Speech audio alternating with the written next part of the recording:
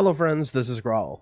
The Shadowlands beta has been moving fast, and I wanted to cover some of the newest changes over the last 2 weeks. They removed the Night Phase Shadow Meld ability and made a ton of new changes, including potential new affixes for Mythic Plus.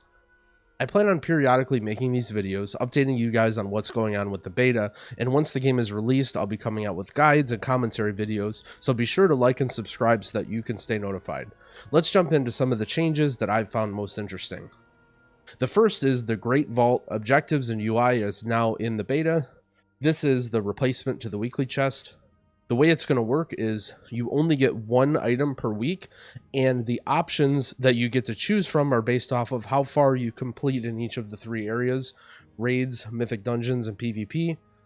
I really like this idea. I like the idea of only one weekly chest and having a lot of choices from items that you get. I think that it serves a purpose of, let's say you're a serious player who's doing a lot of all this stuff, you'll be able to very likely pick a good item that increases the power level of your character every week when you open it for at least the first few months of the tier. And also, let's say you're an alt and you're not doing a whole lot of this. All you have to do is complete one dungeon or maybe do a bit of PvP and you'll still get that strong item out of your chest. It won't be as targeted, but at the same time, if that's an alt that you're not too concerned about, it's like, well, you can use this to gear it up over time. The other thing is they've also clarified how the rewards work in terms of levels. So for example, if you do 115 and then you do some other 10s and 12s, only the one mythic dungeon reward is going to be a mythic 15 level. So if you want to have, for example, the complete 15 dungeons option, this third one to be a max item level option, you need to complete 15 plus 15s. And a lot of people might say, wow, that's way too much. But I think these last options are going to be completely optional, and it's not going to be something that everyone is going to achieve on every character. I think it serves a great purpose of, let's say you're playing Mythic Plus super seriously and you're pushing keys all the time. You get a little more options than the average player, but it's not like your power level is going to be that crazy. And completing one dungeon at 15 is still going to give you one option.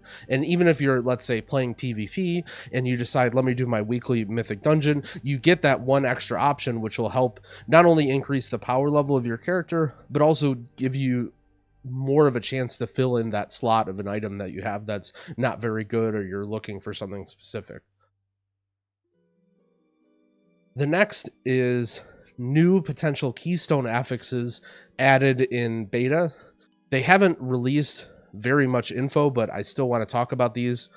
One of the biggest complaints that I had is they didn't put very much effort forth towards Mythic Plus, and seeing 4 new affixes added is really, really cool. Initially, there was only 1, and people speculated that this was the seasonal affix, but now seeing 4, I would really, really love to see 3 or even all of these added at the same time to really jumble things up and give people something new to play with. So we'll go over them real quick. Inspiring. Some non-boss enemies have an inspiring presence that strengthens their allies. I think this will be a cool one as long as it's not too powerful. Beguiling in Season 3 had some auras that were way too powerful. For example, making it so mobs couldn't be interrupted in situations where, well, if you don't interrupt the cast, your whole party wipes.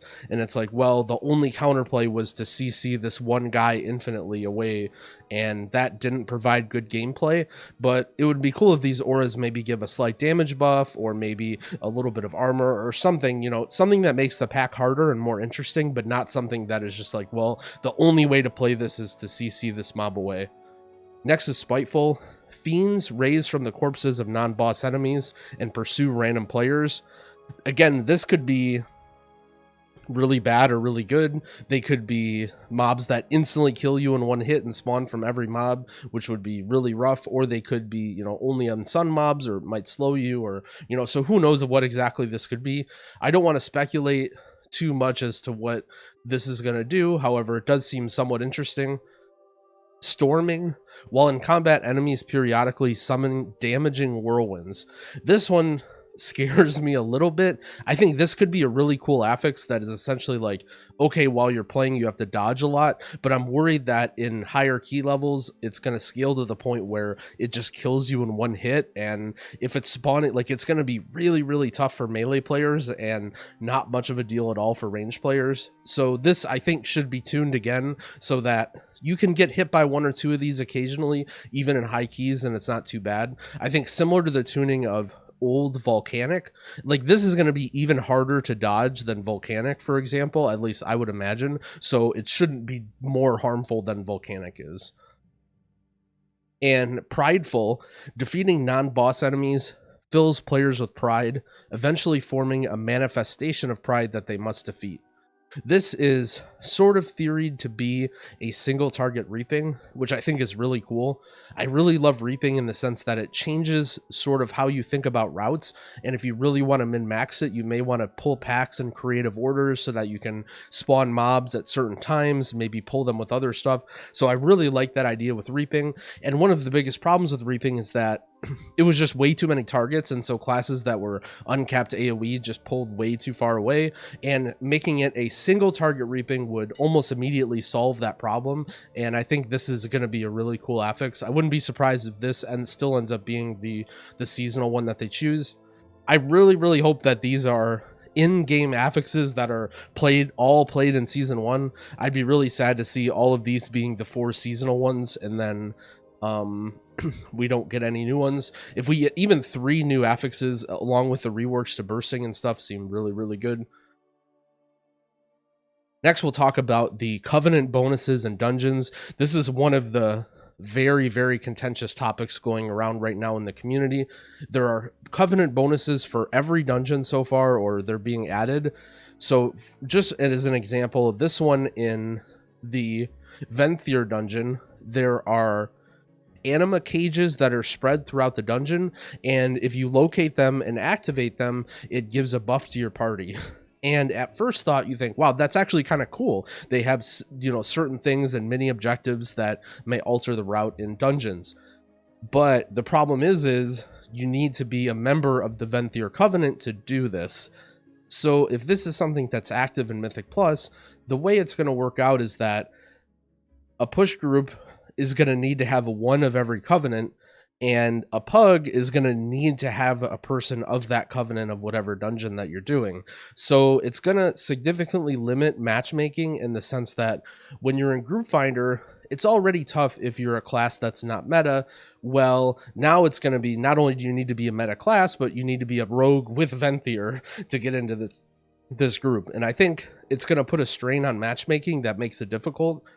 I would really love to see if they somehow integrate this to make it so you can do it with other covenants. Maybe something like how the gates in Tol Dagor, for example, you can open them with a rogue. However, if you have blacksmithing or inscriptions or something like that, you can also do it with other classes. So I would love to see maybe, like, even if you could just be like friendly with one other covenant, and then that way you have 2 different covenants covered, and so it wouldn't be such a strain on matchmaking.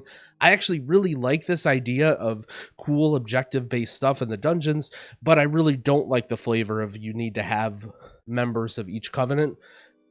Who knows? Maybe it might be interesting. You know, it's something that as a high-end player, I'm just going to have to go with this. If our push group has to have 1 member of each covenant, so be it. That's just how it has to be.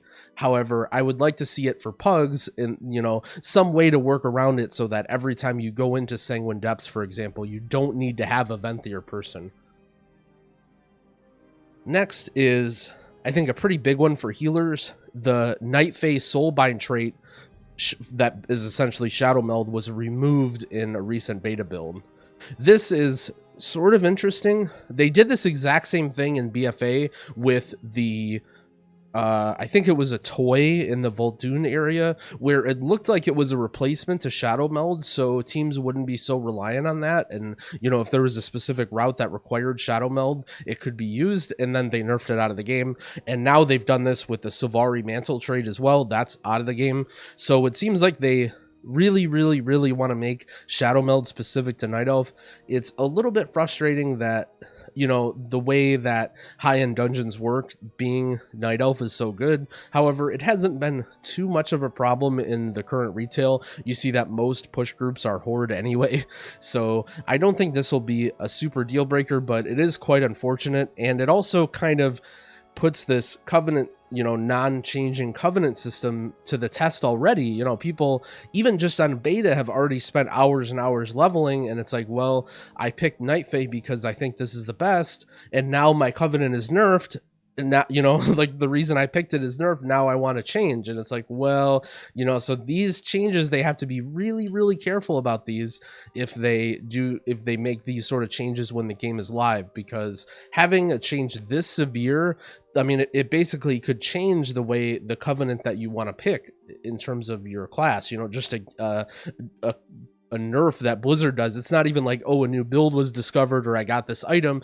It's literally something completely unexpected out of your control. So I'm not necessarily against this change, but it is quite unfortunate that you don't have the Shadow Meld option on Horde. However, as a sort of replacement, they have buffed the Night Fae signature ability Soul Shape a little bit. It did seem kind of underwhelming. It's like, well, you turn into a fox and you run around, which is like kind of nice, but it's not nearly as good as, say, the Venthyr teleport or the shield. So they made a few changes to it. They made it so the teleport now goes further. It was only 10 yards before, which is like basically nothing, and now it's 15, which is pretty good, but still isn't very far. However, now when you press it, it immediately uses the teleport, which actually that feels really good. It felt kind of clunky to press your Soul Shape ability, and then it's like, okay, well, I'm a fox now, like, what does this do? But now that it gives you a teleport right away when you press it, so it's like, if you're in danger, if you're a class with low mobility, like a DK or a paladin, and you press your ability, it'll immediately teleport you forward and help get you out of danger. They also increase the movement speed of it, which is nice. Again, I think, given that it was like a 1.5 or 2 minute cooldown, this is something that definitely needed to be strengthened, especially now that they removed Shadow Meld. Next is something that was known for a while, but now it's officially in the beta, so it's definitely a sigh of relief, and people are happy about this. It's that the Druid artifact appearances are now available in the barber shops, and specifically that you can use cross spec. So for example, let's say you wanted a sweet feral appearance on your cat form when you're playing Wrestler Druid, now you can do that. It's a little unfortunate, like most of the cool forms are bear and cat, and so, you know, feral and bear already have those, so they don't really get that much from them, but it's super cool for the healers. Being able to customize your cat form and your bear form is really cool, and you'll be able to go in the barber shop and transmog that.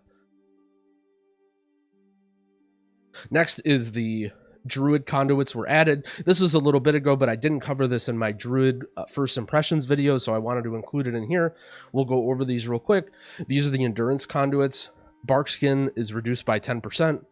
That's, you know, okay. Generally, the endurance conduits are not very strong. However, they're just kind of nice, and you throw them in there because you need to throw something in there. For 4 seconds shifting out of bear form, you increase health and armor. That's cool too, especially for like trying to dodge one-shotty or just heavy damage mechanics. I could see this having some use, especially in specific dungeons. And the last one, regrowth and frenzied regen increased on yourself. This is cool, I guess. Again, it's not really that game-changing.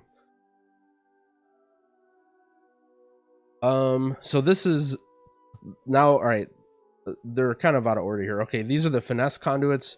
This one was essentially an Azurite trait in BFA. Rebirth grants the target movement speed for 8 seconds and well fed, so it gives them a food buff, which is cool. You know, it's really nice to have in dungeons. That way you can get somebody up quick and they can, you know, get out of danger and they don't have to worry about getting a food buff. Just a nice little quality of life thing.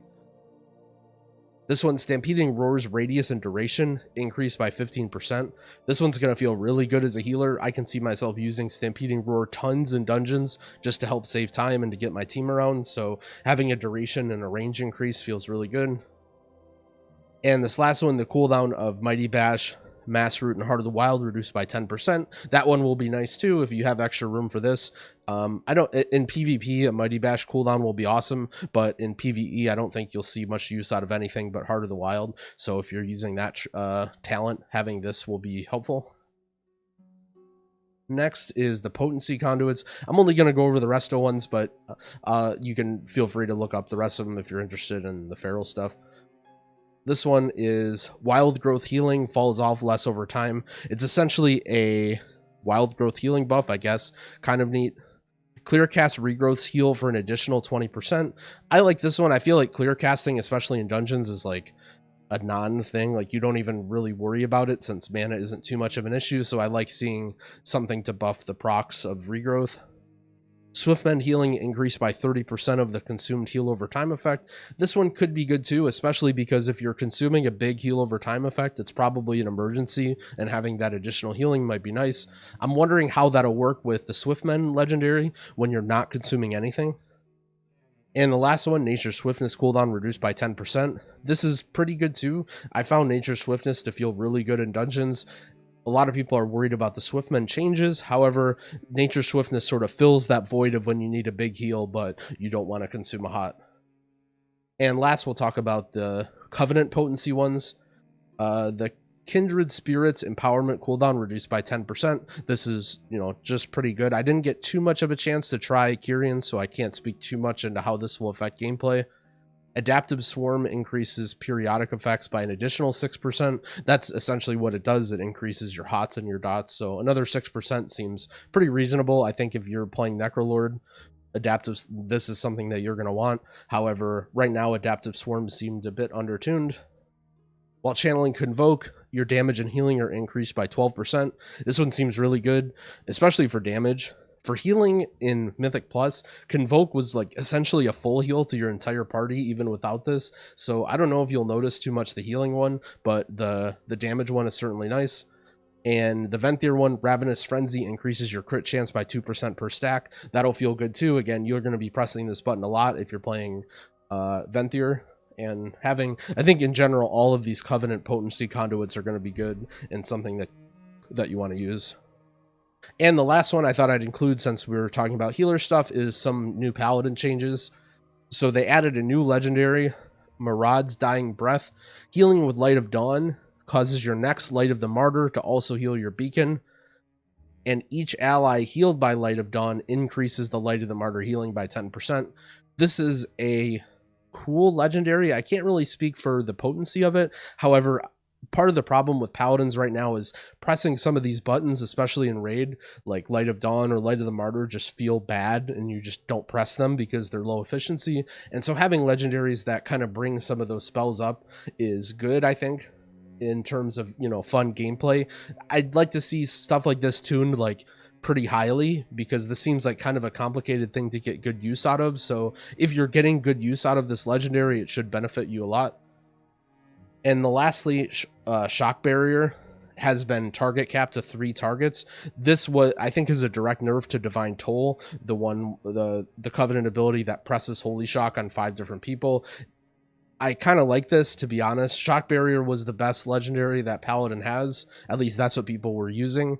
And it's just really boring. It doesn't change the way you play the game at all. In general, I think the best legendaries should always be ones that change, that are changing the way you play. That way you have the option of, do I want to play this legendary that's a little bit better but requires me to turn my brain on? Or do I want to turn my brain off and just use the passive legendary that boosts what I'm doing? And that's it. That's most of the healer-oriented or Mythic Plus changes that have been going on in the beta. Thanks for watching. If you want to stay updated on more high-level Shadowlands M+ stuff, be sure to subscribe to my channel. I'll be coming out with these videos periodically again as lots of stuff changes. They've currently limited the beta to having no content skips, so I'm in the process of trying to level new characters, but it may be a little while until I have some new good beta content. But again, thanks for watching, and happy keying.